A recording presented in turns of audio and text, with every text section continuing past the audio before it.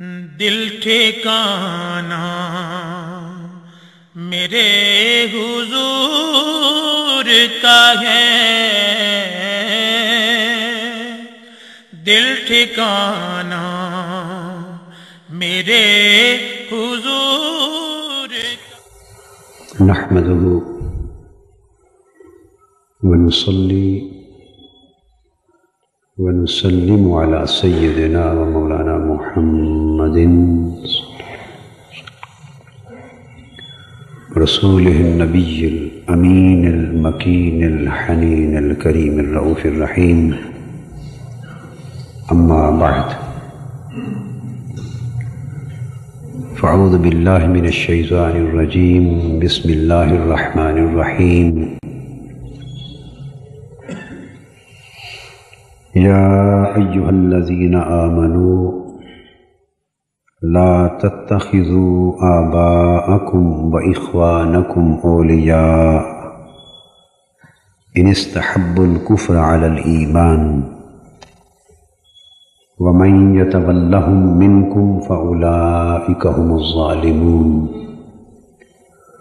قل إن كان آباؤكم وأبناؤكم وإخوانكم وأزواجكم وعشيرتكم وأموال اقترفتموها وتجارة تخشون كسادها ومساكن ترضونها أحب إليكم من الله ورسوله وجهاد في سبيله فتربصوا حتى يأتي الله بأمره والله لا يهدي القوم الفاسقين۔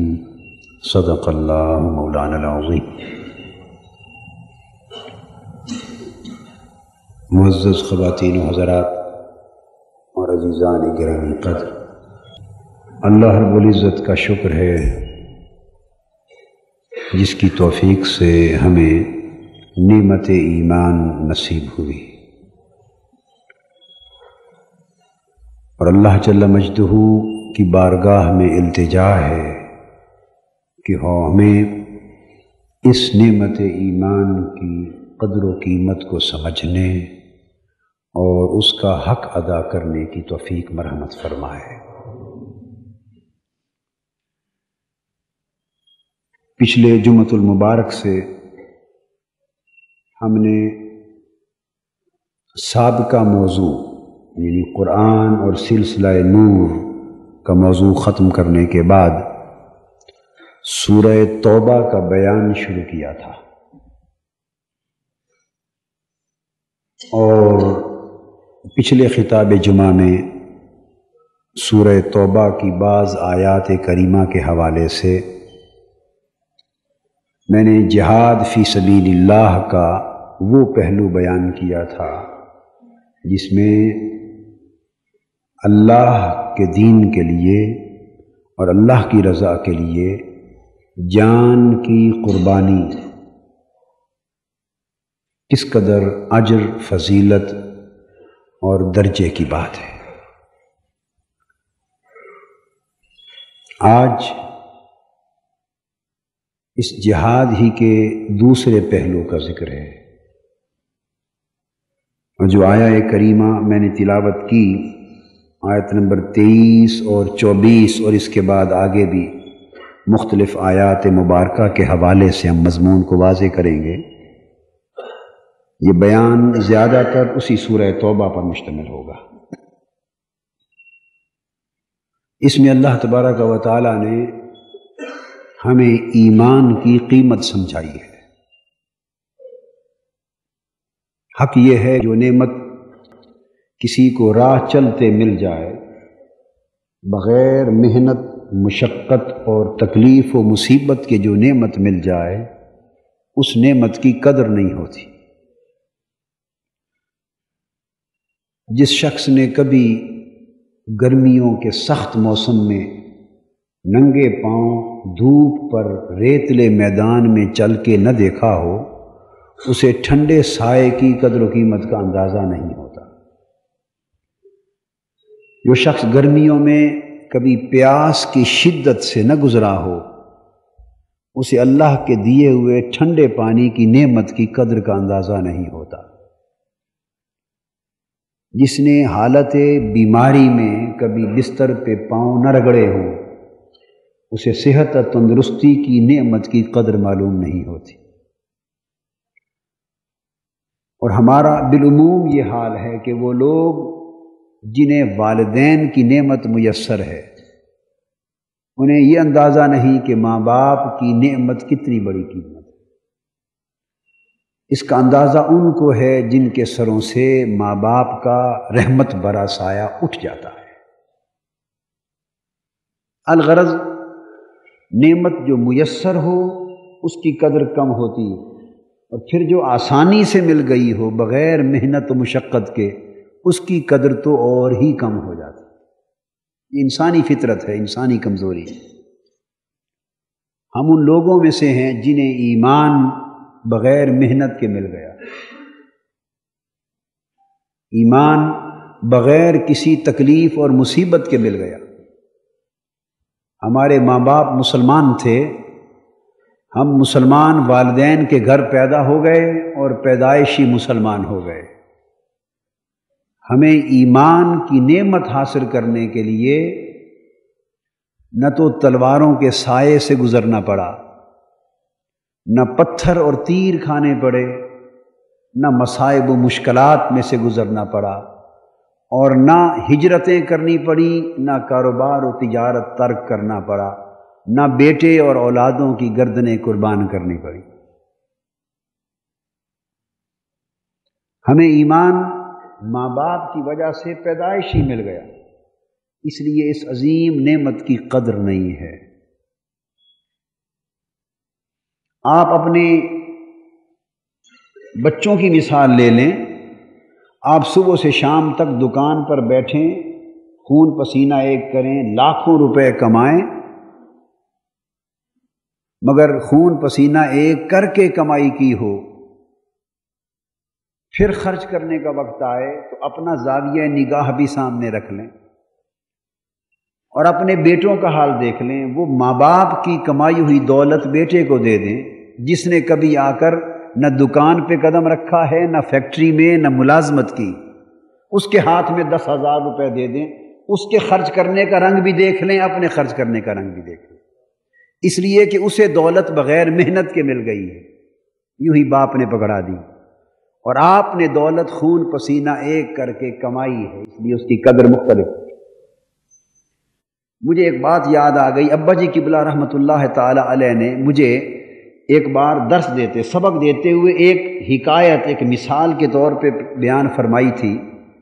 وہ فرمانے لگے، بیٹے کہ ایک والد نے، اس زمانے لنگی کا رواج ہوتا تھا، یہ لنگی آپ تو شہر کے لوگ تو کم جانتے ہوں گے، مگر دیہاتوں میں اور جنگ جیسے یا شرگپور جیسے شہروں کے لوگ جانتے ہیں لنگی کا جو رواج ہوتا تھا۔ تو بڑی بڑی قیمتی لنگیاں، اس زمانے 200-250 روپے کی بھی لنگی آتی تھی، 300-400 روپے کی بھی لنگی آتی تھی، آج کے حساب سے تو وہ کئی ہزار روپے کی ہوگی۔ بڑا قیمتی پہناوا تھا یہ۔ تو باپ نے بیٹے کو لنگی لے دی 400-500 روپے کی، بڑی قیمتی۔ بیٹے کی نوکری لگ گئی، اس نے اپنی تنخواہ سے 20-25 روپے کے جوتے خرید لیے، لنگی باپ کی دی ہوئی لے کر، جوتا بیٹے کا اپنا خریدا ہوا۔ بھائی قبلہ نے حکایتاً بتایا کہ ایک روز باپ نے دیکھا کہ بیٹا صاحب وہ 25 روپے کا جوتا لنگی سے صاف کر رہا ہے۔ پوچھا، بیٹے یہ کیا ماجرا ہے؟ کہتے کوئی چیز نہیں تھی تو میں نے جوتا صاف کرنا تھا، لنگی سے صاف کر دیا۔ باپ کی آنکھوں میں آنسو آ گئے، اس نے، بیٹا تم نے دیکھا یہ لنگی جس سے صاف کر رہے ہو 500 روپے کی، جوتا 25 روپے کا ہے، 500 روپے کو 25 روپے کی چیز پر قربان کر رہے ہو، اس لیے کہ یہ باپ کی کمائی ہے، یہ تیری اپنی کمائی ہے۔ تو جو چیز اپنی کمائی سے نصیب ہوتی ہے اس کی قدر اور ہوتی ہے، جو دوسرے کی کمائی ہوئی مل جائے اس کی قدر نہیں ہوتی۔ ایمان ہمیں اوروں کی کمائی کے صدقے سے مل گیا، ہم نے اس پر قربانی نہیں کی، قربانی ہوتی تو قدر ہوتی۔ اس کی قدر تو حضرت صدیق اکبر سے پوچھیے کہ ایمان کا کیا مول ہے۔ یہ مول تھا ایمان کا کہ باپ تلوار لے کر ایک طرف کھڑا ہے میدان جنگ میں، حضرت ابو بکر صدیق، بیٹا جوان تلوار لے کر کفر کی طرف کھڑا ہے میدان جنگ میں، باپ اور بیٹا صف آ رہا ہے، ایمان کی نعمت کو بچایا جا رہا ہے۔ اور ایک روز بیٹے نے کہا مسلمان ہو جانے کے بعد ابا جان سیدنا صدیق اکبر کو، غزوہ بدر میں 3 بار آپ کی گردن میری تلوار کی زد میں آئی تھی، مگر میں نے ہر بار باپ سمجھ کے چھوڑ دیا تھا۔ سیدنا صدیق اکبر رضی اللہ تعالیٰ عنہ جلال میں آ گئے، فرمانے لگے بیٹے خدا کی قسم تیری گردن اگر ایک بار بھی میری تلوار کی زد میں آ جاتی تو سر قلم کر دیتا، بیٹا سمجھ کے نہ چھوڑتا، کیوں کہ تو کفر بچانے کے لیے لڑ رہا تھا، میں اپنا ایمان بچانے کے لیے لڑ رہا تھا۔ جب ایمان کی نعمت نصیب ہو جاتی ہے تو دنیا کی ساری نعمتیں ایمان کے سامنے ہیچ ہو جاتی ہیں۔ قحط پڑ گیا تھا شہر مدینہ میں، لوگوں کو کھانے کا کچھ نہیں مل رہا تھا، سیدنا عثمان غنی رضی اللہ تعالیٰ عنہ کے گندم کے لادے ہوئے اونٹ آ گئے، غلہ آ گیا، تاجر دوڑے حضرت عثمان غنی رضی اللہ تعالیٰ عنہ سے غلہ خریدنے، سودا کرنے کے لیے۔ آپ نے سب کو جمع کر لیا، پوچھا کیا نفع دیتے ہو؟ کسی نے کہا بھائی 1 گنا زیادہ لے لیں، فرمایا نہیں کم ہے۔ دوسرے نے کہا 2 گنا زیادہ لے لیں، فرمایا کم ہے۔ تیسرے نے کہا 3 گنا دے دیتے ہیں، کم ہے۔ کسی نے کہا 4 گنا دے دیتے ہیں، کم ہے۔ فرمایا نہیں، مجھے یہ سودا اس بھاؤ منظور نہیں۔ سارے تاجروں کے منہ لٹک گئے، منہ تکتے رہ گئے کہ 4 گنا دے رہے ہیں، آج تک کبھی اتنا مول نہیں پڑا تھا غلے کا، قحط کی وجہ سے اتنا مول پڑ رہا ہے اور آپ اس پر بھی دینے کو تیار نہیں۔ سیدنا عثمان غنی رضی اللہ تعالیٰ عنہ 20 اونٹ غلوں کے لدے ہوئے، 1000 بوریاں غلوں کی انبار لگا پڑا تھا۔ جب سارے تاجر اپنی اپنی بولیاں لگا کے خاموش ہو گئے، سیدنا عثمان غنی اٹھے، فرمانے لگے تاجروں، ایک تاجر مجھے 10 گنا دے رہا ہے، ایک تاجر مجھے 10 گنا دے رہا ہے، بولو تمہیں بیچوں یا اس کو بیچوں؟ انہوں نے کہا بیچو تو اسی کو، مگر یہ تو بتا دو عثمان مدینے میں اتنا بڑا مالدار تاجر آ کون گیا ہے؟ فرمایا وہ میرا رب ہے۔ اس نے فرمایا من جاء بالحسنۃ فلہ عشر امثالھا، جو میری راہ میں 1 دانہ خرچ کر دے میں 10 گنا عطا کروں گا۔ سارا غلہ اٹھا کے تقسیم کر دیا، فرمایا مجھے 10 گنا اجر چاہیے۔ یہ زاویہ نگاہ ہے، مگر یہ سوچ اس وقت آتی ہے جب ایمان قلب و باطن میں مزین ہو جاتا ہے۔ ایمان سوچ کے زاویوں کو بدل دیتا، سوچ کے رخ بدل جاتے، فکر کے پیمانے بدل جاتے۔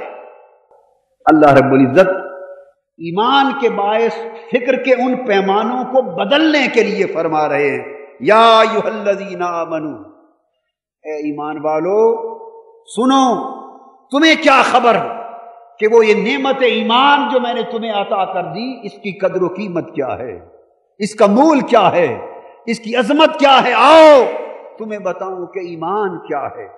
لا تتخذوا آباءکم و اخوانکم اولیاء ان استحبوا الکفر علی الایمان، اگر تمہارے ماں اور تمہارے باپ، تمہارے والدین جن سے تم پیدا ہوئے ہو، وہ اگر ایمان پر کفر کو پسند کریں، ایمان پر کفر کو پسند کریں اور ہوں تمہارے والدین، تو ایمان کو پیارا جاننا اور ماں باپ کی محبت کو چھوڑ دو، ماں باپ سے دوستی نہ کرنا، پھر ان کی محبت سے تائب ہو جانا، کیونکہ ایمان کی محبت پہلے ہے اور ماں باپ کے رشتے کی محبت بعد میں۔ یہ اس ماں باپ کے رشتے کی بات ہو رہی ہے کہ جس پر حضور علیہ السلام سے پوچھا گیا یا رسول اللہ صلی اللہ علیہ وسلم، اللہ رسول کے حق کے بعد کس کا حق ہے؟ فرمایا بر الوالدین، ماں باپ کا حق۔ پوچھا اللہ رسول کے بعد کس کا حق ہے؟ فرمایا بر الوالدین، ماں باپ کا حق ہے۔ تو فرمایا اگر ماں باپ جن کا حق اللہ اور رسول کے بعد ساری کائنات سے بڑھ کر ہے، فرمایا اگر وہ بھی کفر کی طرف راغب ہوں ایمان کے مقابلے میں تو ماں باپ کا حق چھوڑ کر ایمان کا حق بچا لینا. ان کی تکریم سے منع نہیں کیا، پھر ان کی ادب اور تکریم کا حق جدا ہے. ان کی ادب اور تکریم کا حق جدا، حسن سلوک اور بلائی کا حق جدا ہے، مگر ایمان کے مقابلے میں نہ ماں باپ کا رشتہ عظمت رکھتا ہے نہ اولاد کا رشتہ عظمت رکھتا ہے. یہ خونی رشتے کا مقابلہ کر کے بتا دیا ایمان کے ساتھ. دو چیزیں ہیں جن کی خاطر انسان دنیا میں جیتا اور دنیا میں محنت کرتا ہے، یا اپنے خونی رشتوں کی آسائش اور سکھ چین کے لیے، یا مال و دولت حاصل کر کے دنیا میں سکھ چین کی زندگی بسر کرنا چاہیے. انسان کی زندگی ان دو چیزوں سے آسائش پاتی، سکون اور راحت پاتی. بیٹے بچے جوان ہوتے ہیں، ماں باپ انہیں دیکھ دیکھ کر دل میں ایک راحت پاتے. مال دولت انسان کما کے گھر بناتا ہے، سکھ کی رہائش گاہ دیکھ دیکھ کر دل میں راحت پاتا. انسان کی آنکھیں ان دنیا میں دو راحتیں دیکھتی. تو فرمایا پہلی راحت خون کے رشتے کی تھی، وہ اگر ایمان کے تابع ہو تو اسے پسند کرنا، اگر ایمان سے ٹکرا جائیں تو رد کر دینا. دوسری راحتیں جو مال و دولت سے جنم لیتی، فرمایا وَمَن يَتَوَلَّهُم مِّنكُمْ، اگر ماں باپ ایمان پر کفر کو ترجیح دیں اور تم ایمان کو نہ اپناؤ اور ان کی طرف جھک جاؤ تو فرمایا تمہیں بھی انہی کافروں کی طرح عذاب دیا جائے گا. فَأُولَٰئِكَ هُمُ الظَّالِمُونَ، تمہارا شمار بھی انہی کے ساتھ کر دیا جائے گا. دوسرا فرمایا قُلْ إِنْ كَانَ آبَاؤُكُمْ وَأَبْنَاؤُكُمْ وَإِخْوَانُكُمْ وَأَزْوَاجُكُمْ وَعَشِيرَتُكُمْ، فرما دے میرے محبوب صلی اللہ علیہ وآلہ وسلم، لوگوں سے فرما دیجیے اگر تمہارے ماں باپ اور تمہارے بیٹے بیٹیاں اور تمہارے بھائی بہن اور تمہاری بیویاں اور تمہارے خاندان کے سب رشتہ دار، یہ سارے کے سارے رشتے ایک طرف، وَأَمْوَالٌ اقْتَرَفْتُمُوهَا، اور تمہارا مال و دولت اور سرمایہ جو تم محنت کر کر کے صبح و شام خون پسینہ ایک کر کر کے کماتے ہو، وہ بھی ایک طرف.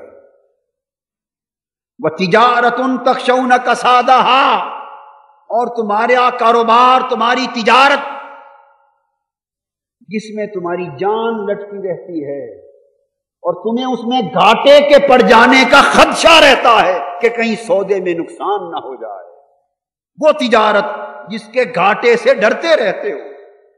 وَمَسَاكِنُ تَرْضَوْنَهَا، اور تمہاری بنائی ہوئی رہائش گاہیں، مکانات اور کوٹھیاں جنہیں آسائش والے مکان بناتے اور دیکھ دیکھ کر آنکھوں کو ٹھنڈا کرتے ہو، پسند کرتے ہو. فرما دو میرے محبوب اگر یہ سارے رشتے، یہ ساری خونی نسبتیں، یہ کمائی ہوئی ساری مال و دولت، یہ کاروبار و تجارت اور یہ خوبصورت بنائی ہوئی رہائش گاہیں، یہ ساری دنیا اگر تمہیں احب الیکم من اللہ ورسولہ وجہاد فی سبیلہ، اگر دنیا کی یہ ساری محبتیں تین محبتوں سے بڑھ جائیں، کون سی تین محبتیں؟ اللہ کی محبت سے بڑھ جائیں، اللہ کے رسول کی محبت سے بڑھ جائیں، اور اس کے دین کی خاطر جہاد کی محبت سے بڑھ جائیں. اللہ کی محبت سے یہ ساری محبتوں کو اللہ پاک نے جمع کر کے ایک ترازو میں رکھ دیا. ایک ترازو انسان کی زندگی کو ایک ترازو بنا دیا. ایک پلڑے میں ماں باپ کی محبت رکھ دی، اولاد کی محبت رکھ دی، بھائی بہنوں کی محبت، بیوی بچوں کی محبت، رشتہ داروں کی محبت، خاندان کی محبت، عصبیتیں محبتیں جمع کر کے رکھ دی، گھر بار کی محبت رکھ دی، کاروبار و تجارت کی محبت رکھ دی، سرمایہ و دولت کی محبت رکھ دی. ایک پلڑے میں ساری محبتوں کو جمع کر دیا. ادھر رب کائنات نے اپنی محبت کو رکھا اور فرمایا لوگو تمہارا من ایک ترازو ہے، کسی سے پوچھنے کی ضرورت نہیں ہے، مسئلہ دریافت کرنے کی ضرورت نہیں ہے، تجاہل عارفانہ کی ضرورت نہیں ہے. اپنے من میں ڈوب کر پا جا سراغ زندگی، اپنے من کے اندر غوطہ زن ہو جاؤ، گریبان میں جھانکو، ایک لمحے کے لیے آنکھ بند کرو، دیکھو کہ تمہارے من کے ترازو کے ایک پلڑے میں اللہ کی محبت پڑی ہے، ایک طرف تمہارے سب رشتوں اموال کی محبت پڑی ہے۔ دیکھو ایمان سے، اگر یہ محبت کا پلڑا بھاری ہے تو سمجھ لو کہ تم نے خدا کی محبت سے بغاوت کر دی۔ ورسولہ، پھر اس کے بعد اللہ کے رسول کی محبت رکھ دو، پھر ان ساری محبتوں کے ساتھ موازنہ کرو۔ کسی اور سے فیصلہ لینے کی ضرورت نہیں، اپنے من میں جھانکو، اپنے احوال و کیفیات کا مطالعہ کرو، روز مرہ کیفیات کو، اپنے من کو جھنجھوڑو۔ یہ من جو غفلت کی نیند سو گیا ہے، مادیت کی یلغار نے، مغربیت کی یلغار نے، حرص و ہوس کی یلغار نے، نفسانیت کی یلغار نے، انانیت کی یلغار نے ہمارے اللہ اور بندے کے درمیان تعلق کو کاٹ ڈالا ہے۔ دوستو، اتنی گرد پڑ گئی ہے ہمارے ایمان پر، اگر ہم سال ہا سال تک گرد کو جھاڑتے رہیں تب جا کر ایمان کی چنگاری پھر چمکے گی۔ من کے ترازو کو تولو، اگر رسول کی محبت سے یہ محبتیں بڑھ جائیں سمجھو رسول سے بغاوت کر دی۔ وَجِهَادٍ فِي سَبِيلِهِ، پھر اللہ کے دین میں جو جہاد ہے، مجاہدہ، اس محبت کو تولو۔ اگر اللہ کے دین کے لیے جہاد کی محبت سے یہ محبتیں بڑھ جائیں تو سمجھو اللہ کے دین سے بغاوت کر دی۔ وَتَرَبَّصُوا، اگر یہ محبتیں اللہ کی محبت سے، اللہ کے رسول کی محبت سے، اللہ کے دین کی محبت اور جہاد کی محبت سے بڑھ جائیں، فَتَرَبَّصُوا، پھر عذاب کا انتظار کرو، حَتَّى يَأْتِيَ اللَّهُ بِأَمْرِهِ، پھر اللہ کی طرف سے اترنے والے عذاب کا انتظار کرو۔ جو کچھ ہمارے ساتھ بیت رہا ہے یہ عذاب نہیں تو اور کیا ہے۔ ہر روز سینکڑوں گلے کٹ رہے، نہ گھر کے اندر اس قوم کو سکون ہے، نہ باہر سکون ہے، نہ کسی کی عزت محفوظ، نہ جان و مال محفوظ، نہ کاروبار تجارت محفوظ، نہ سڑک پر کوئی جاتا ہوا محفوظ۔ حضور علیہ الصلوۃ والسلام نے فرمایا میری امت پر ایک زمانہ آئے گا جس زمانے کو حرج کہا جائے گا۔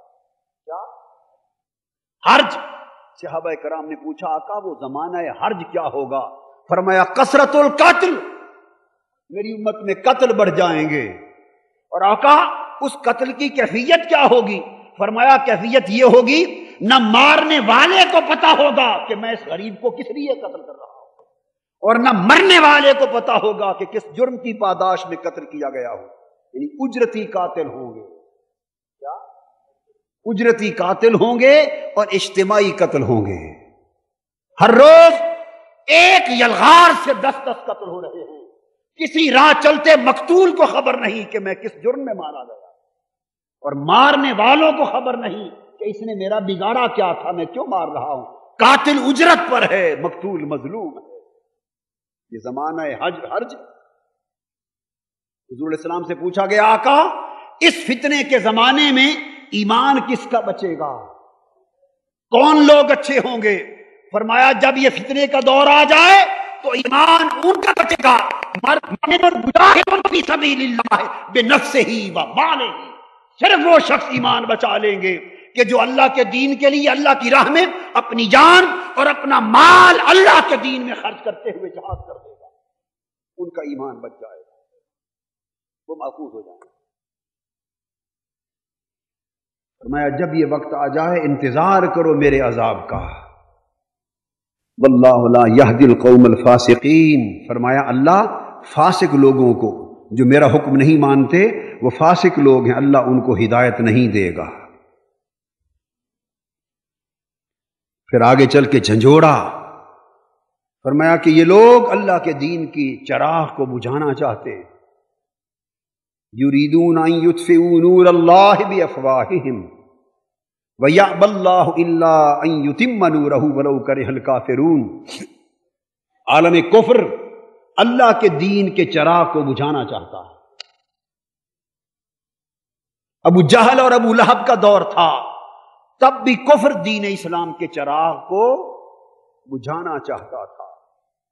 آج واشنگٹن اور ماسکو کا دور ہے، یا ماسکو تو گیا، واشنگٹن اور اسرائیل کا دور ہے۔ آج مغربی سامراج اور یہودی صہیونیت لیطفئوا نور اللہ بافواہہم، دین اسلام کا چراغ اپنے پھونکوں سے بجھانا چاہتے ہیں۔ وَيَأْبَى اللَّهُ إِلَّا أَن يُتِمَّ نُورَهُ، اور اللہ نے فرمایا، اللہ نے یہ فیصلہ کر دیا ہے کہ وہ اپنے نور کو کامل کر کے رہے گا، نہیں بجھنے دے گا۔ وَلَوْ كَرِهَ الْكَافِرُونَ، کافر لوگ بے شک ناپسند کرتے رہیں اللہ کے دین کو۔ آج دین اسلام کے خلاف ناپسندیدگی اپنے عروج پر ہے، اپنے عروج پر ہے۔ اسلام کی ثقافت کو جڑوں سے کاٹنا چاہتے ہیں، ایمان کی غیرت و حمیت کو جڑوں سے کاٹنا چاہتے ہیں، اسلامی نظریے کے تشخص کو کاٹنا چاہتے ہیں۔ وہ چاہتے ہیں کہ امت مسلمہ عید پڑھے، بقر عید پڑھے، نماز پڑھے، روزہ رکھے، زکات دے، نکاح، طلاق، وراثت اور جنازہ اسلام کے مطابق کرے، بقایا کل دین اسلام کا چراغ عالم اسلام میں سے بجھا دیا جائے۔ نظام ملت کفر کی آ جائے۔ فرمایا هو الذی ارسل رسولہ بالہدی ودین الحق لیظہرہ علی الدین کلہ، اور اللہ نے رسول کو اس لیے بھیجا ہے کہ وہ اس دین کو کامل کر دے، اس دین کے نور کو دنیا میں پھیلا دے، اور کافروں کے پھونکوں کے باوجود چراغ دین حق شرق سے غرب تک اپنا نور پھیلا کے رہے۔ وَلَوْ كَرِهَ الْمُشْرِكُونَ، مشرک ناپسند کرتے رہیں گے مگر دین حق بڑھتا رہے گا۔ اب یہ ساری بات جو کہی تو صاف ظاہر ہے اب اس دین حق کو بڑھانے کے لیے فرشتے تو آئیں گے نہیں۔ ایک جنگ بیان کر دی عالم کفر کی اور ارادہ حق کی۔ کفر چاہتا ہے کہ دین حق کا چراغ بجھا دیا جائے، اللہ چاہتا ہے کہ یہ چراغ جلتا رہے اور اس کے نور سے شرق سے غرب تک اجالا پھیلتا رہے۔ تو اس کی صورت کیا ہوگی؟ متصل آگے آیا، یا ایھا الذین آمنوا ان کثیرا من الاحبار والرہبان لیأکلون اموال الناس بالباطل۔ تین طریقے ہیں جو دین حق کا چراغ بجھانے کے لیے استعمال ہو رہے۔ کتنے؟ تین۔ ایک تو وہ جو دین کا کام کرنے والے دین کو بدنام کرتے،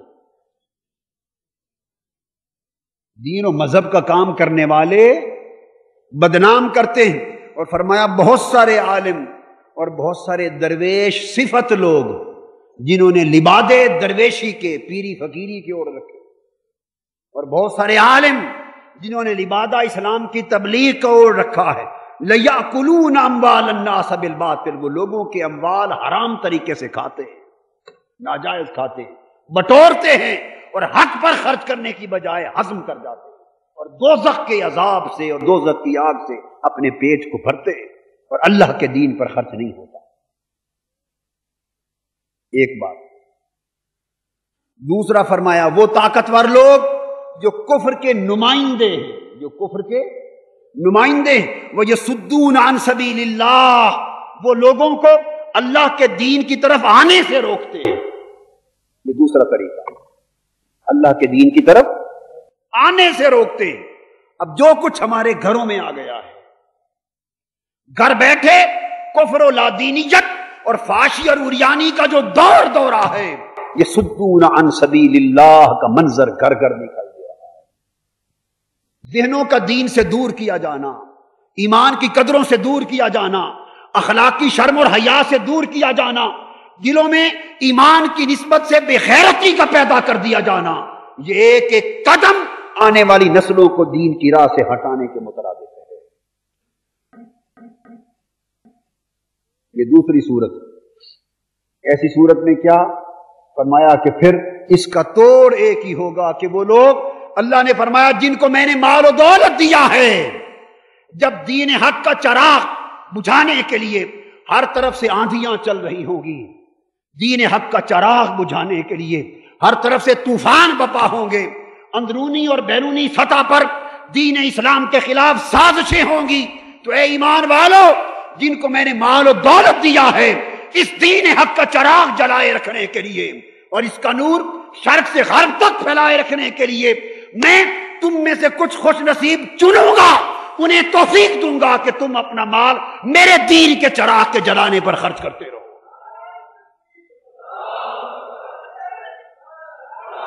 فرمایا میرے دین کے چراغ کو جلائے رکھنے پر اسے تیل دیتے رہو، اسے اس دیے میں تیل ڈالتے رہو، یہ چراغ جلتا رہے، اس دین کو طاقت دیتے رہو، اپنا تن من دن اس دین کی تقویت پر لٹاتے رہو، اس سے دین کا اتمام ہوگا۔ اور جو لوگ توفیق رکھ کر اللہ کے دین کی راہ پر خرچ نہیں کریں گے، فرمایا والذین یکنزون الذهب والفضة ولا ينفقونها فی سبیل اللہ، جو لوگ سونے چاندی اور مال و دولت کو جمع کر کر کے رکھتے اور اللہ کی راہ میں، اللہ کے دین کی راہ میں خرچ نہیں کرتے، فبشرہم بعذاب علیم، میرے محبوب انہیں دردناک عذاب کی خبر سنا دیجیے۔ کیسا دردناک عذاب؟ یوم یحما علیہا فی نار جہنم، قیامت کے دن دوزخ کے فرشتے ان کے جمع کیے ہوئے مال و دولت، سونے چاندی اور سرمایے کے انبار کو دوزخ کی آگ میں اس سرمایے کو تپایا جائے گا، فَتُقْوَى بِهِمْ جِبَاهُهُمْ وَجُنُوبُهُمْ وَظُهُورُهُمْ، اور اس تپائے ہوئے سرمایے دولت سے ان کے پیشانیوں کو داغا جائے گا، ان کے پہلوؤں کو داغا جائے گا، ان کی پیٹھوں کو داغا جائے گا۔ ہذا ما کنزتم لانفسکم، اور آوازیں آئیں گی یہ ہے تمہارا سرمایہ مال و دولت جو اپنی آسائش کے لیے جوڑ جوڑ کے رکھتے تھے، فذوقوا ما کنتم تکنزون، اپنے جوڑے ہوئے مال کا مزہ چکھو۔ اس لیے فرمایا کہ تمہیں دیا اس لیے تھا کہ خود بھی آسائش لو، خود بھی راحت لو، اور اسی سے میرے دین کو سربلند بھی کرو، میرے دین کا بوٹا طاقتور بھی کرو، اور کفر کی چلی ہوئی آندھیوں کا مقابلہ بھی کرو، میرے دین کا دفاع بھی کرو، اور غریب دکھی حقداروں کی مدد بھی اسی سے کرو۔ وہ سارے حق میں ہیں، سب سے پہلا اللہ اور اس کے رسول کا حق ہے، اور وہ دین اسلام کا حق ہے، وہ دین سارے حق اس کے بعد آتے ہیں، سارے حق اس کے بعد آتے ہیں۔ پھر ارشاد فرمایا اللہ رب العزت نے اسی باب میں، لوگوں ان کی طرح نہ ہو جانا، کالذین من قبلکم کانوا اشد منکم قوۃ واکثر اموالا واولادا، لوگوں ان پہلی قوموں کی طرح نہ ہو جانا، اے میرے محبوب کے امتیوں، اے میرے محبوب نبی کی پیاری پیاری امت کے لوگوں، تم پہلی قوموں کی طرح نہ ہو جانا جو تم سے پہلے گزر چکے، جنہیں ہم نے قوت بھی تم سے زیادہ دی تھی۔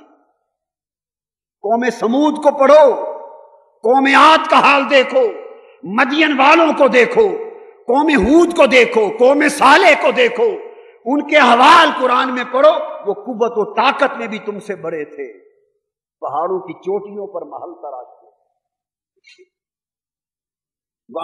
اکثر اموالا، مال و دولت کی کثرت میں بھی تم سے زیادہ تھے، واولادا، اولادوں میں بھی تم سے زیادہ تھے، ہم نے انہیں دنیا کا بہت کچھ دے رکھا تھا، فاستمتعوا بخلاقہم، مگر انہوں نے جو کچھ دنیا کا حصہ ان کو ملا، مال و دولت ملا، اولاد ملی، اموال ملے، قوت طاقت سلطنت ملی، اس کی لذتوں سے خوب لطف اندوز ہوئے، راحتیں اٹھائیں، عیش کیے، زندگی کو سکون دیا، عزت دی، ساری لذتیں اس اموال سے اٹھائیں۔ فاستمتعتم بخلاقکم، اور اے میرے محبوب کے امتیوں، تم بھی انہی کی طرح اس دنیا کی ساری مال و دولت سے اپنے لیے تو لذتیں اٹھا رہے ہو، چین پا رہے ہو، سکھ پا رہے ہو، عزت پا رہے ہو، جو چاہتے ہو بنا رہے ہو، کالذی خاسوا، مگر خدا کے لیے ان کی طرح نہ ہو جانا، انہوں نے اپنے مال و دولت سے اپنے لیے تو سب کچھ کیا مگر میرے لیے کچھ نہ کیا۔ جب میرا معاملہ آیا غافل ہو گئے، غافل ہو گئے، اپنی چال چلتے رہے، دنیا میں کی فکر میں غلطاں ہو گئے، آخرت کی فکر بھول گئے۔ اولئک حبطت اعمالہم فی الدنیا والآخرہ، ان لوگوں کے سارے اعمال دنیا اور آخرت میں غارت کر دیے گئے اور وہ خسارے میں ڈالے گئے۔ حضور صلی اللہ علیہ وسلم سے فرمایا گیا میرے محبوب صلی اللہ علیہ وسلم آپ کا کلمہ پڑھنے والوں میں کچھ ایسے بھی ہیں وَمِنْهُمْ مَنْ عَاهَدَ اللَّهُ، کچھ لوگ آپ دیکھیں گے ایسے ہیں جو دعا کرتے ہیں اور اللہ سے عہد کرتے ہیں لَإِنْ آتَانَا مِنْ فَضْلِهِ لَنَصَّدَّقَنَّ، دعا کرتے ہیں، وعدہ کرتے ہیں کہ مولا اگر تو ہمیں اپنے فضل میں سے مال و دولت اور دنیا عطا کر دے تو ہم بڑا صدقہ کریں گے، تیری راہ میں بڑا خرچ کریں گے، وعدہ کرتے ہیں وَلَنَكُونَنَّ مِنَ الصَّالِحِينَ، اور ہم بڑے نیکوکار ہو جائیں گے، تیری راہ میں بہت خرچ کریں گے۔ فَلَمَّا آتَاهُم مِّن فَضْلِهِ، پھر جب اللہ نے ان کو اپنا فضل، مال و دولت، دنیا عطا کر دی، بخلوا، تو پھر بخیل بن گئے۔ پھر خدا کی راہ میں خرچ کرنے کا جب وقت آیا تو گننے لگ گئے کہ اتنا بن گیا، اتنا دے دیں، اتنا دے دیں، بخیلو، مجھ سے وعدہ کیا تھا مولا جتنا دے گا اتنا خرچ کریں گے تیری راہ میں، جب ہم نے انہیں دے دیا بخیلو، بخیل ہو گئے، وَتَوَلَّوْا وَهُمْ مُعْرِضُونَ، اور اپنے عہد سے پھر گئے، اپنے وعدے سے پھر گئے اور روح گردانی کرنے والوں میں ہو گئے، روح گردانی کرنے والوں میں ہو گئے۔ اور ارشاد فرمایا کہ وَإِذَا أُنزِلَتْ سُورَةٌ أَنْ آمِنُوا بِاللَّهِ وَجَاهِدُوا مَعَ رَسُولِهِ، اور ان کی کیفیت یہ ہے، ان کی کیفیت جب مال و دولت مل گیا تو جب کوئی صورت آتی ہے، اللہ کی کوئی صورت، کوئی آیت اترتی ہے جس میں حکم ہوتا ہے کہ لوگو اللہ پر ایمان لاؤ اور اللہ کے رسول کے ساتھ اللہ کے دین کے لیے جان اور مال سے جہاد کرو، جان بھی لگاؤ اور جن کو مال دیا ہے وہ اللہ کے دین کے لیے مال سے جہاد کرے، جان سے جہاد کرے۔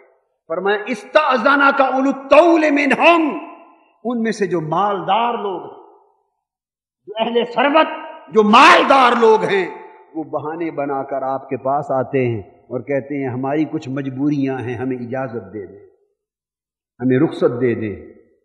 وَقَالُوا ذَرْنَا نَكُن مِّنَ الْقَاعِدِينَ، آپ ہمیں چھوڑ دیں، کچھ مجبوریاں ہیں، ہم پیچھے رہنے والوں کے ساتھ رہنا چاہتے ہیں۔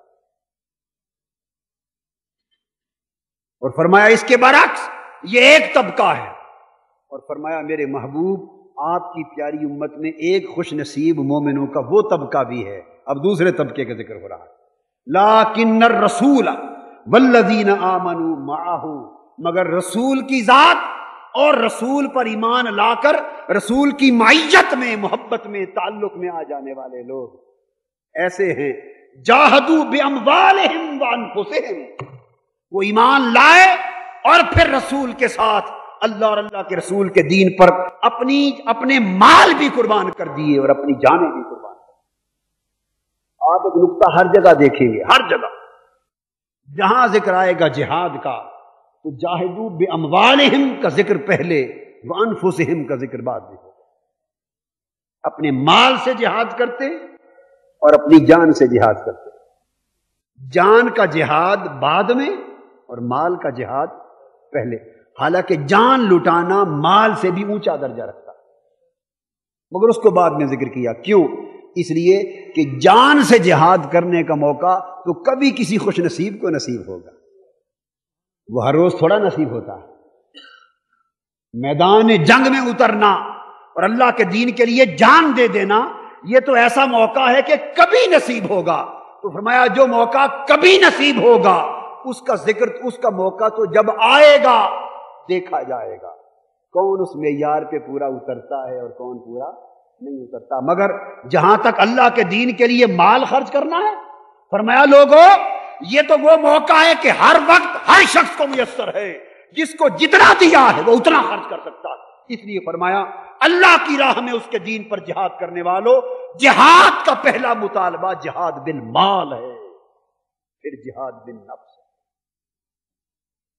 خوش نصیب مومن وہ ہیں جو اللہ کے دین کے لیے مال سے جہاد کرتے اور جان سے جہاد کرتے ہیں۔ تو فرمایا جو اللہ کے دین کے لیے مال قربان کرتے ہیں اور جان قربان کرتے، وَأُولَٰئِكَ لَهُمُ الْخَيْرَاتُ، خیرات انہی کی ہے، خیرات انہی کی ہے۔ اللہ پاک نے معیار قائم فرما دیا۔ خیراتوں کے درجے ہوتے ہیں، خیراتوں کی ترجیحات ہوتی ہیں، اور دین سارا ترجیحات کا نام ہے۔ آپ فرض چھوڑ کے سنتیں شروع کر دیں تو سنتیں وہ اجر نہیں دیتی جو فرض سے ملنا تھا، سنتیں چھوڑ کے نفل شروع کر دیں وہ اجر نہیں ملتا جو سنتوں سے ملنا تھا۔ دین آداب و ترجیحات کا نام ہے۔ تو فرمایا سب سے پہلا حق، جس وقت اللہ کے دین پر حملے ہو رہے ہو اور چراغ دین حق بجھایا جا رہا ہو اور لوگوں کو دین سے دور کیا جا رہا ہو، ذہن بے دین ہو رہے ہو، اخلاق بے دین ہو رہے ہو، علم بے دین ہو رہا ہو، عمل بے دین ہو رہا ہو، اور ہماری آئندہ نسلیں ایمان کی دولت سے محروم ہو جانے کا اندیشہ پیدا ہو چکا ہو۔ اور اے اہل پاکستان، رب کائنات کی عزت کی قسم، آج میری بات کسی کی سمجھ میں آئے یا نہ آئے، مگر 20 سال کا عرصہ لکھ کے رکھ لو، 20 سال کا عرصہ لکھ کے رکھ لو۔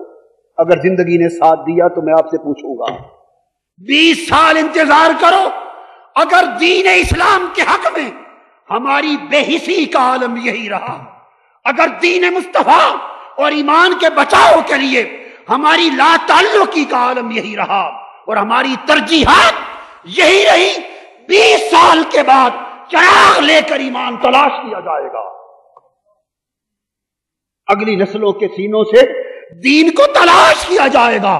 جو کچھ لبنان میں ہو چکا، جو کچھ مصر میں ہو چکا، جو کچھ فلسطین میں ہو چکا، اور میں بہت سے ملک ایسے ہیں جن کا نام لینا نہیں چاہتا، جو کچھ باہر ہو چکا، آج کے نوجوان ان نسلوں کے شراب اور پانی میں امتیاز نہیں رہا، حلال اور حرام کا امتیاز نہیں رہا، دین ایک دور کی بات رہ گئی۔ جو کچھ ان ملکوں میں ہو چکا ہے، اگر بے حسی ہماری یہ رہی تو اگلے 20-25 کے بعد، ربع صدی کے بعد، اس سے بدتر کیفیت ہماری ہونے والی ہے۔ آپ خود اندازہ کر لیں، وہ ماں باپ جو تہجد نہیں چھوڑتے تھے، جن کے گھر صبح کی تلاوت قرآن مس نہیں ہوتی، جن کے ہاں مصلے اور تخت پوش بچھائے جاتے، اور صبح اٹھ کر جو ضعیف ماں باپ قرآن کی تلاوت کرتے ہیں، جس گھر میں قرآن کا نغمہ الاپا جاتا ہے، آج ان ماں باپ کے جیتے جیتے ان کی جوان اولادوں کا کیا حال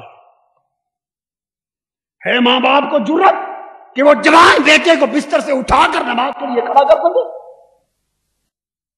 سکول جانے کے لیے اٹھائیں گے، کالج بھیجنے کے لیے اٹھائیں گے، مگر اللہ کے حضور سجدہ ریز کرنے کے لیے نہیں اٹھائیں گے۔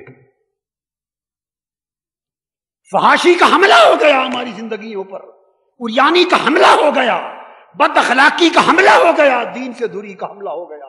ہم کدھر جا رہے ہیں؟ ہماری اولادوں کے ساتھ اس وقت کیا بیت چکا ہے، ہمارے ہوتے کیا بیت رہا ہے، اور جب ہم اس دنیا میں نہیں ہوں گے اور یہ بچے جوان ہوں گے تو پھر ان کا حال کیا ہوگا، اور پھر ان کی اولادیں جو ان کی زیر تربیت پرورش پائیں گی ان کا حال کیا ہوگا۔ بس 25 برس کے انتظار کی دیر ہے، یہ دیار اسلام خدا نہ کرے دیار کفر نظر آئے۔ اسلام آج 56 دیش ہیں، اسلام کے اپنے 56 ملک ہیں، اور اسلام اپنے دیش میں پردیسی ہو گیا ہے، اسلام اپنے دیش میں پردیسی ہو گیا۔ علامہ اقبال نے کہا تھا، آقا وہ دین بڑی دھوم سے نکلا تھا وطن سے، پردیس میں آ کر غریب الغربا ہے، اے خاصان رسول وقت دعا ہے، امت پہ تیری وقت عجب آن پڑا ہے۔ آقا اس امت پہ بڑا کڑا وقت آ گیا ہے، آج دین کی ترجیح نہیں رہی، اس کے سوا ہر شے کی اہمیت ہے۔ کچھ دین کا نام لینے والے دین کو لوٹ کر کھا گئے، دین کے پردے میں دین کو بدنام کر گئے، کچھ نسلیں ان کے کردار کو دیکھ کر دین سے باغی ہو گئیں، کچھ کو مغرب نے دین سے دور کر دیا، کچھ کو ہوس نفسانی نے دین سے دور کر دیا، اور کچھ کو مال و دولت کی محبت نے دین سے دور کر دیا۔ یہ دین، یہ ایمان کا چراغ ٹمٹما رہا ہے، یہ چراغ ساری ہے۔ لوگوں، اپنا مال، اپنی جان، جو کچھ ہو سکتا ہے خدا کے لیے لٹا دو اور مصطفیٰ کے دین کو بچا لو۔ جو کچھ ہو سکتا ہے کر لو، اپنی نسلوں کے لیے کر لو۔ نسلوں کی بات بات میں ہے، حضور کے چہرے کے لیے کر لو۔ ابھی ہم مرنے والے ہیں اور قبر میں آقا کے سامنے جانے والے ہیں۔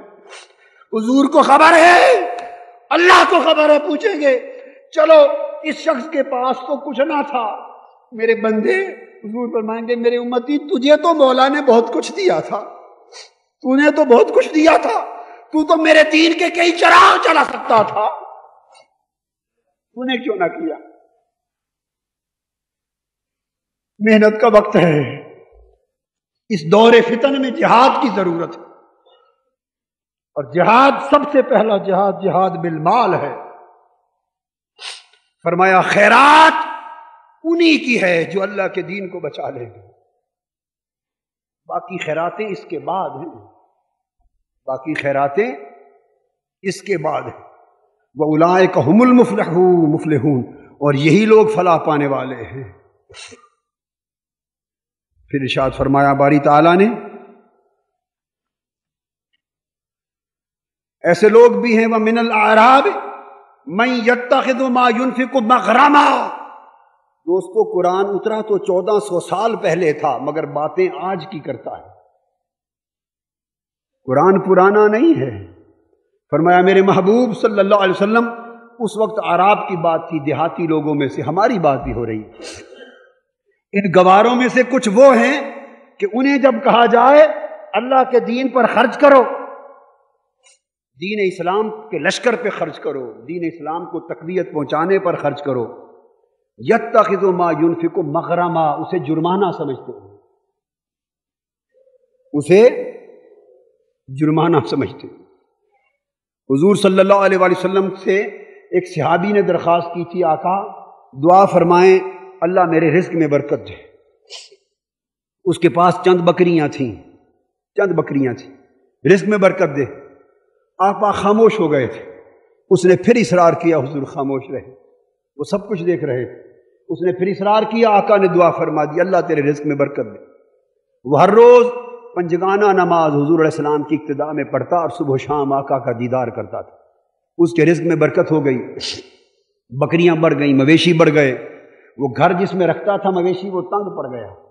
جب تنگ پڑ گیا اس نے شہر سے باہر ایک جگہ خرید لی، غلہ بانی، گلے کے لیے مویشی وہاں لے گیا۔ اب وہاں ان کی نگرانی کے لیے خود رہنا پڑتا، اس لیے فجر کی نماز کے لیے آتا حضور کی بارگاہ میں، اور باقی 4 نمازوں میں حاضری نہ دے سکتا۔ وہ 5 وقت کی جو زیارت اور حاضری تھی بارگاہ رسول کی رہ گئی، 1 وقت کی بچ گئی۔ مال بڑا ہو گیا۔ پھر آیا عرض کیا حضور دعا کریں اللہ آپ کی دعا سے بڑی برکت ہوئی، دعا فرمائیں اور اللہ برکت دے۔ آپ اس کی طلب کو دیکھ رہے تھے، فرمایا اللہ تیرے رزق کو اور برکت دے۔ پھر دعا فرما دی، اور جو برکت ہوئی تو اتنا مال بڑھ گیا کہ وہ جگہ بھی تنگ ہو گئی۔ اس نے دور جنگل میں جا کے جگہ خریدی، اتنی دور، اور مویشیوں کی حفاظت کے لیے بندوبست کیے۔ اب 7 دن مدینہ میں نہ آ سکتا، جمعے کے جمعے آتا ہے، جمعہ آتا اور 7 دن حاضری نہ دیتا۔ ایک روز آیا، عرض کیا حضور اور دعا کریں اللہ رزق میں اور برکت دے۔ آپ نے اور دعا فرما دی، رزق اور بڑھ گیا، اور پھر جمعہ کا آنا بھی بند ہو گیا، عید پر آیا کرتا۔ حضور علیہ السلام نے عامل بھیجا، اپنا عامل یعنی کلیکٹر بھیجا، زکوٰۃ اور صدقات و عطیات کی کلیکشن کے لیے، کہ اجتماعی جمع فرماتے تھے، بھیجا۔ اور اس نے جب اپنا حساب کتاب کیا، کتنی بکریاں، کتنے لیلے، کتنے چھترے، کتنی گائے، کتنے اونٹ، جب حساب کتاب کیا تو بڑی زکوٰۃ اور بڑا مال نکلا۔ اس نے کہا یہ تو بہت زیادہ نکلتا ہے، بہت زیادہ، اچھا تھوڑا سا لے جائیں، کچھ میں اور حساب کر لوں، بعد میں پھر چکر لگائیں۔ اس صحابی نے آ کے رپورٹ دی، حضور علیہ السلام جلال میں آ گئے، فرمایا اس کا مال اس کو واپس کر دو، اور میرا پیغام دے دو تمہارے مال کی اللہ اور اس کے رسول کو کوئی ضرورت نہیں ہے۔ اللہ ہمیں مال دے مگر ایسا نہ دے کہ جس کی ضرورت اللہ اور اس کے رسول کو نہ رہے۔ مسلمانوں یاد رکھو، جو کچھ اللہ دیتا ہے وہ اللہ کی دین ہے، اور دعا کیا کرو کہ یہ اس کا دیا ہوا مال ایسا رہے کہ اللہ اور اللہ کا رسول قبول کرے۔ اگر نہیں لگتا اللہ اور اللہ کے رسول کی راہ میں، اس کا مطلب ہے اس نے قبول نہیں فرمایا۔ تو فرمایا کچھ لوگ وہ ہیں مغرمہ، جو اس کو تاوان اور جرمانہ سمجھ کے دیتے ہیں، بوجھ لاتے ہیں، ہر دوسرے دن مانگ رہے ہیں، ہر دوسرے دن لے رہے ہیں، تاوان سمجھتے ہیں۔ وہ یتربص بکم الدوائر، اور زمانہ کی گردش کے منتظر رہتے ہیں۔ علیہم دائرۃ السوء، بری گردش انہی پر آنے والی ہے۔ واللہ سمیع علیم، اور فرمایا میرے محبوب جیسے کچھ اس طرح کے لوگ ہیں، ویسے آپ کی امت میں ایسے خوش نصیب بھی ہیں۔ ومن الاعراب، ایسے بھی ہیں من یؤمن باللہ والیوم الآخر، جو ایمان لائے ہیں اللہ اور آخرت پر۔ وَيَتَّخِذُ مَا يُنْفِقُ قُرُبَاتٍ عِنْدَ اللَّهِ وَصَلَوَاتِ الرَّسُولِ، اور وہ بڑھ بڑھ کے خرچ کرتے ہیں، بڑھ بڑھ کے جو کچھ ہوتا ہے آقا آپ کی بارگاہ میں آ کے لٹاتے، خرچ کرتے ہیں، اور ان کا ایمان یہ ہے جتنا خرچ کریں گے اتنا اللہ کی قربت نصیب ہوگی، جتنا خرچ کریں گے اتنا رسول کی دعائیں نصیب ہوگی۔ وہ اپنا خرچ کرنا اللہ کے دین کی راہ میں اللہ کی قربت اور رسول کی دعا کا ذریعہ سمجھتے ہیں۔ اور معلوم ہے آگے جواب کیا آیا؟ فرمایا خرچ کرنا اللہ کی قربت کا باعث جانتے ہیں اور رسول کی دعاؤں کا باعث جانتے ہیں۔ الا انہا قربۃ لہم، میرے محبوب انہیں بتا دو، ہاں ہاں اے اللہ کی قربت اور رسول کی دعا کی خاطر خرچ کرنے والوں، انہیں بتا دو تم نے سچ سوچا، تم نے جو میرے مصطفیٰ کی بارگاہ میں آ کر میرے دین کے لیے خرچ کیا، تمہیں میری قربت مل گئی، میری قربت مل گئی، میری قربت مل گئی۔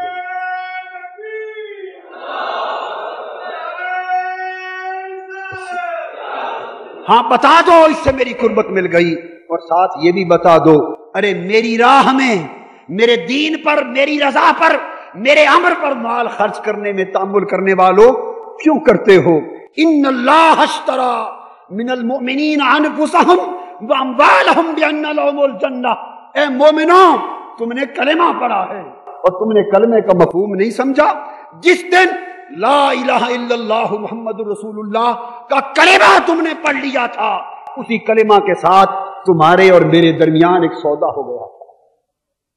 کلمہ پڑھتے ہی ایک سودا ہو گیا تھا، اور سودا کیا تھا؟ کلمہ پڑھ کر تم نے اپنی جان اور اپنا مال مجھے دے دیا تھا، اور میں نے تمہارے جان و مال کے وقت جنت تمہیں دے دی تھی۔ اب تمہاری جان و مال کا مالک میں ہوں، میری جنت کے مالک تم ہو۔ یہ ایک ایمانی سودا ہے جو اس دن ہو گیا تھا، اب اس سودے سے نہ پھرو۔ تو قربت تو مل گئی، اور رسول کی دعاؤں کا یہ عالم ہے۔ آخری بات حدیث پاک، حضور صلی اللہ علیہ وسلم ایک روز فرمانے لگے صحابہ کرام کے اجتماع میں کہ اسلام کے لشکر کو اور اسلام کو تمہارے وسائل کی ضرورت ہے، تمہارے مال و دولت کی ضرورت ہے۔ سیدنا عثمان غنی کھڑے ہو گئے، عرض کیا آقا صلی اللہ علیہ وسلم آج اسلام کے لشکر کو کتنی ضرورت ہے؟ آقا نے فرمایا اتنے 100 سپاہی ہیں، اتنے 100 کا لشکر ہے، اتنا اسلحہ، اتنے ہتھیار، دین کے لیے اتنی ضرورت ہے۔ عرض کیا حضور اور کوئی دے نہ دے، سارے لشکر کی ساری ضرورتیں عثمان پوری کرتا ہے۔ دیناروں اور درہموں کا انبار حضور علیہ السلام کے قدموں میں لگا، عرض کی حضور ساری ضرورت میں پوری کرتا ہوں۔ اب حدیث پاک بلفظ تھے نا وصلوات الرسول، وہ خرچ کرتے ہیں تاکہ اللہ کی قربتیں ملیں اور رسول کی دعائیں ملیں۔ وہ دعائیں کیسی تھیں؟ قربان جائیں عثمان غنی آپ کے غنا پر، آپ کی مالداری پر۔ آقا علیہ السلام نے وہ دینار اور درہم جو حضرت عثمان غنی نے ڈھیر لگا لیا تھا وہ اٹھا لیے کچھ اور اپنی جھولی میں ڈال لیے۔ حضور علیہ السلام ممبر پہ تشریف فرما تھے، ممبر پہ کھڑے تھے، جھولی میں ڈال لیے۔ حدیث میں آتا ہے کہ اس دیناروں میں اور درہموں میں اپنے ہاتھ رولتے تھے، اس طرح ہاتھ ڈال کر دینار اٹھا کے گراتے تھے، پھر ڈال کر اٹھا کر گراتے تھے، پھر اٹھا کر گراتے تھے، ہاتھ درہموں اور دینار میں رولتے تھے اور ساتھ عرض کرتے جاتے تھے مولا عثمان نے آج تیرے دین کی اتنی مدد کی ہے اپنے مال سے کہ آج کے بعد یہ جو عمل کرے قیامت تک اس سے کوئی سوال نہ کرنا، کوئی حساب و کتاب نہ کرنا، اس کے سارے عمل آج کے بعد چھوڑ دینا، حساب و کتاب کے بغیر چھوڑ دینا، پھر دعائیں تو ایسی دعائیں۔ مختصر یہ کہ یہ دور فتن شروع ہو چکا ہے۔